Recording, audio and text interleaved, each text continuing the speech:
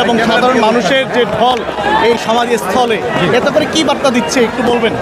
দেখেন, বেগম খালেদা জিয়া সে পুরো বাংলাদেশের আইকন, 20 কোটি বাংলাদেশির প্রাণের স্পন্দন ছিলেন তিনি।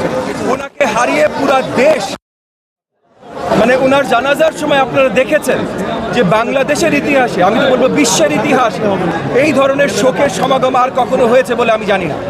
সো বেগম খালেদা জিয়ার জন্য যে ভালোবাসা এবং শহীদ প্রেসিডেন্ট জিয়াউর রহমানের জন্য যে ভালোবাসা এবং তারা এই দেশকে যেটা দিয়ে গেছেন, বাংলাদেশি জাতীয়তাবাদ, বাংলাদেশের সাহিত্য শাসনের শক্তি, বাংলাদেশের নিজস্ব শক্তি, এই বাংলাদেশি জাতীয়তাবাদের চেতনায় আজকে আমরা জীবিত, আজকে এই বাংলাদেশ জীবিত।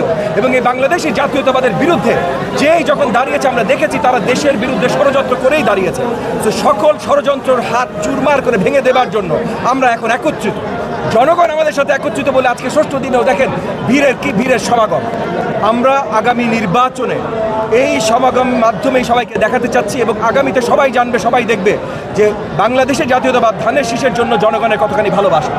আমরা ঢাকা 13 আসন থেকে আমাদের দলীয় নেতৃবৃন্দ, নেতাকর্মীরা সবাই এসেছি এবং আমাদের সামনে থেকে আজকে আমাদের সহযোগিতার নেতৃত্ব সব কিছু দিয়েছেন আমাদের দুই শ্রদ্ধেয় বড় ভাই, বীর মুক্তিযোদ্ধা আব্দুল সালাম ভাই, বীর মুক্তিযোদ্ধা আতাউর রহমান ঢালি ভাই, এবং উনাদের দুজনার স্নেহের ছায়ায় ইনশাআল্লাহ মোহাম্মদপুরবাসীরা এত বছর ছিল, আগামীতেও তারা থাকবে এবং তাদের আশীর্বাদ দিয়ে, তাদের দোয়া নিয়ে এই নির্বাচনে আমি লড়াই করছি, প্রতিদ্বন্দ্বিতা করছি।